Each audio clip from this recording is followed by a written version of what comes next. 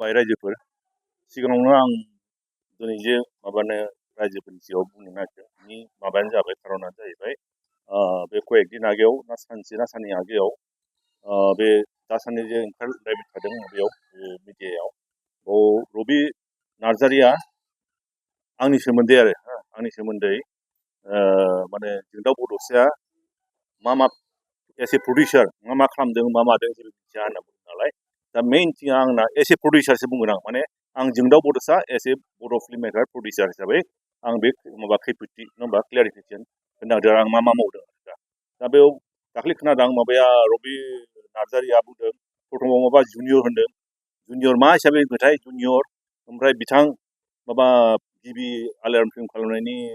माबा प्रडिउसार जोंदाव बड'सा बे माने दासिम मा फिल्म खालामखो बिनि बिसय बेहा आइडिया गैया आरो दा थारमाने आंखौ माबा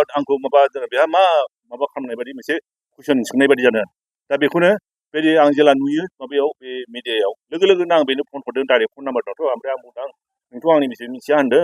आं नोंनो कয়েকটা पइन्ट खिन्थानोसै होननानै आं कয়েকটা खिन्थादों आरो बेनो पइन्ट माने खिन्थादों आरो आं होमबासो बुङो आरो बे होमबालाय दा बेखौनो आं बेनो फनावथ' खिन्थाखाबाय आंनि बिसय आं मा मावदों दा रायजोफ्राबो मिथिथों खारन बे मिडियायावसो बुंदों नालाय दा रायजोफ्राथ' मिथियालासेनो थानो हागौ ओंखायनो आं दा मिडियायाव आंनि खैफोदथिखौ होनांदों आरो दा प्रथमावनो बे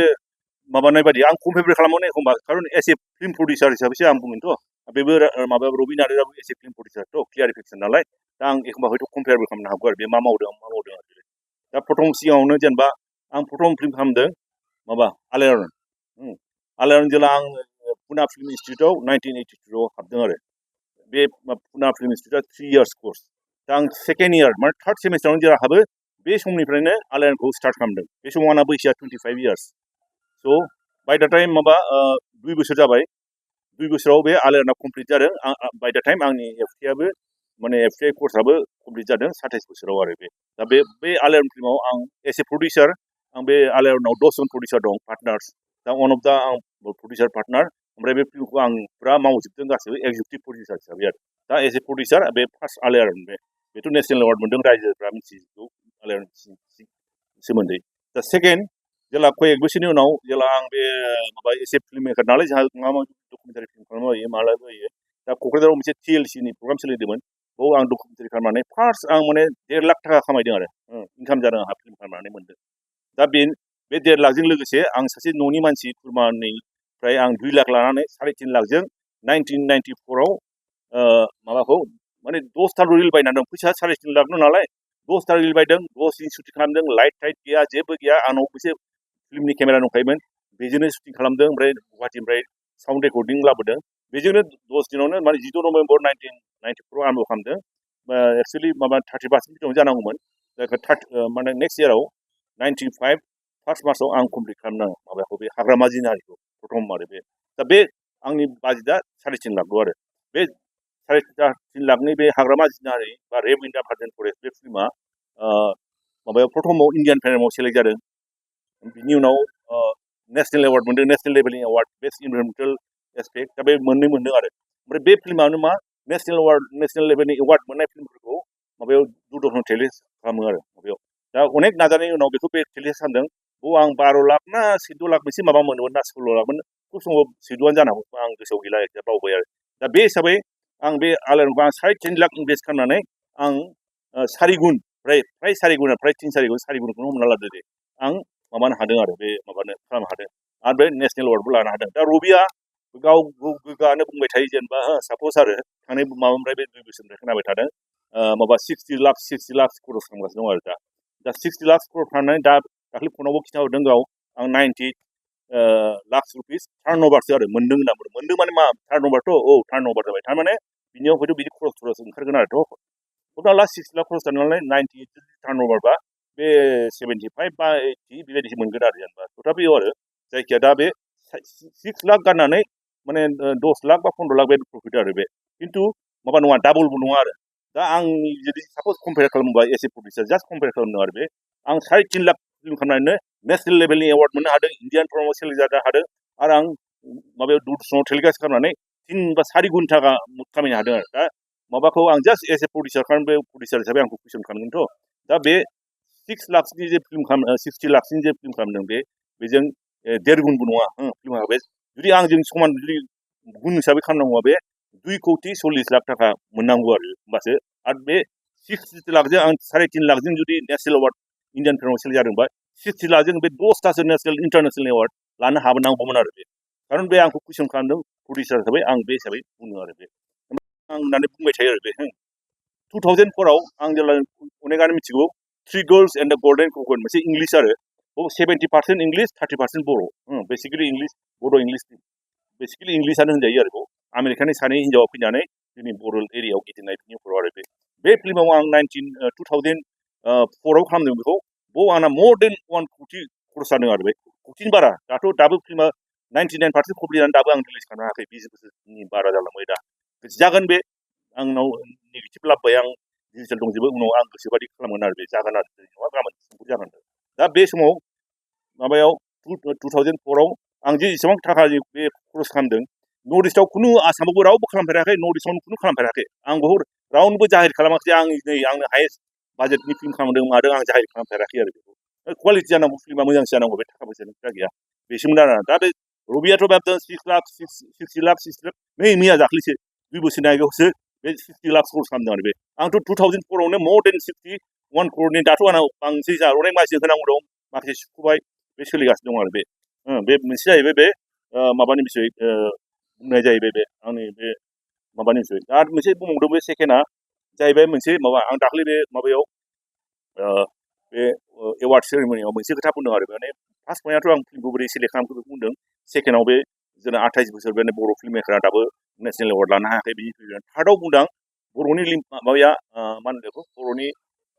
फिल्म मार्केटआ बिराद लिमिटेड आरो जोंना 15 16 20 लाखल' आरो लिमिटेड आरो भेरि लिमिटेड बेजों माने बिराद खस्थ' मस्थ'आ थाखा मानो बेखौ रबिया नार्जाया बुंदों जों माबायाव बेयाव बुंदों बे आं बुंनायाव बे आं मोनसे बेयाव बुंदोंमोन मा जोंना मार्केटआ लिमिटेड नालाय दा बेखौ जुदि जों एक्सपेन्ड खालामोबा क' प्रडाक्सन खालामनांगौ आरो दा जोंना 15 लाखल' बे 16 लाखल' 20 लाखल' मार्केट बा जुदि क' प्रडाक्सन मा कम्पानि जानांगौ कम्पानि जानानै ओरैबायदि जानांगौ जों बोसोराव 10 गाहाम जुदि टारगेट लानो हायोबा मा बेबायदि मा जायो जोंना सापज आं मोनसेखौ जों एसामिसजों बर'जों खालामबाय एसामिस आर्टिस्ट लाबाय बर' लाबाय हल एसामिस मार्केटखौ केपचार खालामनो हागोन देखायनो हागोन आरो एखे धरननो बेंगलिखौ जेनेबा एसामिसाव 1 कोटि खालामबाय बेंगलियाव गिदिर मार्केटआव 1.5 कोटि बा बेसेबांबासो 2 कोटि खालामनो हायो होमबा बेंगलनि टप आर्टिस्ट लाबाय बर'नि टपखौ लाबाय फिल्म खालामबाय हल बर' बेंगलखौनो जों केपचार खालामनो हागोन जोंना मार्केटआ एक्सपेन्ड जाबाय खालि बे बर'नि मार्केटआ लिमिटेड नंला आरो बेबायदि जों तामिल तेलुगुबो खालामनो हायो दा तामिल तेलुगुआवथ' बाजेटआ बिराद हाइ बाजेट बिसिना 40-50 कोटि गाहामनि बारासो जाबावो दा ओंखायनो बबे क' प्रडाक्सन खालामनो हायो क' प्रडाक्सनाव आं एगजाम्पल हिसाबै दाख्लै बुंदों सापज एगजाम्पल आरो माने 40 कोटिनि बाजेट जों बर'नि कम्पानिया जों 20 कोटि गारबाय बिसोरनिफ्राय 20 कोटि लाबाय जेब्ला बे 40 कोटिनि बाजेट जायो होमबा 50%आनो कास्टिंआव थांजोबो आरो दा जों सापज बे जोंहाथ' बिग बाजेटनि जेनेबा 40आथ' जथेस्थ' बिग बाजेट बा मिडियाम बाजेटनि बेयाव जेनेबा तामिलनि जों माबानि 5 कोटि जानाय सुपार एसे स्टारखौनो लाबाय बिग स्टार हौवाखौ आरो हिन्जाव जेनेबा 3 कोटि होबाय जेनेबा सोरबा 1 कोटि 2 कोटि बेद लाबाय आरो जोंनाबो बर'आबो राइट दं 50% जोंनाबो बर'आबो जोंनिया जे आर्टिस्टफोर दं एक्टरफ्राबो जों 2 कोटि खालामनो हायो सासे जाय टप जोंनि बर'नि बे 2 कोटि हिन्जावाबो 2 कोटि आरो बे सानै साथामसो 1 कोटि बेबायदि जुदि बोसोराव जुदि आरो दस्राबो क' प्रडाक्सन नालाय बाहेराजोंबो जापानफोरजोंबो आमेरिकाफोरजोंबो इउरपजोंबो खालामनो हायो बेबायदिनो जुदि जोंहा प्रत्येक बोसोर बे क' प्रडाक्सननि टारगेट लायोबा जोंहा माने मार्केटआव एक्सपेन्ड जाबाय आरो जोंनि आर्टिस्टफ्राबो माने बा टेकनिसियानफ्राबो फैसाखौ दा ओमफ्राय दा बेनो आरो माबाया ओमफ्राय बुंबाय आं दहायथ' बुंखाबाय आं गल्डेन ककनाव आं बे मडेल खरस खालामदों ओमफ्राय आरो मोनसे खोथा जादों दाख्लैफोर नुदां माबाखौ रबि नार्जारिखौ माबा सेन्सर सार्टिफिकेट आरो सेन्सर सार्टिफिकेट देखाय आर्ट फिल्म कमार्शियेल फिल्मनि बिराद दावराव जादों आरो बर'फ्रा फिल्मावलाय मा फिल्माव फिसार फिल्मा माबाबो कमेडि फिल्म जानो हागौ एक्सन फिल्म जानो हागौ आर्ट फिल्म जानो हागौ जेखौ बुङो आरो मानसिफ्रा बुंनाय बा कमार्शियेल बुंनो हागौ अनेक धरনের नाम अनेक धरনের लानो हायो दा रबि नार्जारिया ओरैबायदि बुंबाय थादों बे गावनि सार्टिफिकेट देखायै माने माबाखौ देखायदों बे देखायदों नै आंनि नै फिल्म कमार्शियेल फिल्म ओमफ्राय बुंदों पाब्लिकखौ बुंदों बे नै जुदि मिथियाबा नैबेखौ नायबा मिथिगोन बेयाव कमार्शियेल फिल्म लिरनाय दंखायो सेन्सरावनो माने नङाबा माबाबो मालाय रजनि बसुमतारी ना मामोनलाय बिनावबो सोंहरनो हायो बबे आर्ट फिल्म कमार्शियेल लिरनाय दंना गैया होननानै दा आं बे नैबे जाहैबाय माबानि हाग्रामा जिनारिनि सेन्सर सार्टिफिकेट बे दा बाव नायबाय बे बुंनाय बायदि आर्ट फिल्म कमार्शियेल फिल्म लिरनाय गैया फिल्माव खालि दं सेन्सरा बे खालामो जुदि 2000 मिटार्सनि गोजौआवबानो फिसार फिल्म सर्टबानो माबा जायो माने सर्ट फिल्म आरो माने 73 मिनिटनि प्लासबानो 73 प्लास सामथिं आरो बिनि प्लास गोजौआनो फिचार फिल्म बिनि गाहायाव माने सर्ट फिल्म आरो दा बेसो दं ओमफ्राय आरो इउ निफ्राय लिरो नैबे इउ लिरदों इउ माने माबा आरो मा होनलाय बेखौ आन मा होनलाय आन माबा रेस्ट्रिक्टेड पाब्लिक एक्जिबिसन आरो बयबो देखायनो नायनो हायो फ्रिलि आरो जुदि एडाल्ट लिरनानै थायोबा खायफाना जुदि सिरियास माबा एडाल्ट थायो खायफाना एडाल्ट बा खालि अनलि फर एडाल्ट आरो एखमबा इउए लिरनानै थायो इउए माने माबा आरो गार्जेन थानानै गथ'फ्राबो नायनो हायो आरो मोनसे आर एज थायो एजआ माने रेस्ट्रिक्टेड माबा सोरबा स्पेसियालाइजफोरनि आरो दा बेबायदिल' केटागरि दं आरो आं बे आर्ट कमार्सियेल माबा art film art feature film commercial feature film बायदि लिरनाय नागिरबा मोनाखै दा रबिया पाब्लिकखौनो एकदम बुंदोंथ' देखायदोंथ' दा रबिया प्रुभ खालामनांगौ बे सेन्सर सार्टिफिकेटआव गावनि सेन्सर सार्टिफिकेटआ बबाव आंथ' नागिरबा मोनाखै बे साइडआव आर्ट फिल्म कमार्सियेल लिरनाय दं जुदि बेखौ प्रुभ खालामनांगौ आरो बेयाव लिरनाय दं होननानै देखायनांगौ बे आंबो देखायनांगौ आंबो नुफेराखै बेबायदिखौ खोनाफेराखैबो दा बे पाब्लिकनोबो बुंदों बे गले गले बुंदों ओंखायनो जुदि बे देखायनो हायाबा प्रुभ खालामनो हाया बेखौ थगायसुला होनजागोन आरो बे आंबो थगायसुला सानगोन दा बेखौ गाव जे थगायसुला नङा बेखौ होननानै देखायनांगौ बे माबायाव बे मा होननाय बे मोनसे आरो बे ओमफ्राय आरो मोनसे बे सेन्सरावनो प्रब्लेम जादोंमोन दा जेब्ला आं गुवाहाटियाव थायोमोन आंनाव रबिजोखौ लोगो मोनोमोन ओमफ्राय खिथायोमोन बे माने आं माबाबाय 8था फिल्मनि सेन्सर खालामबाय आं हायेस्ट बर'नि सेन्सर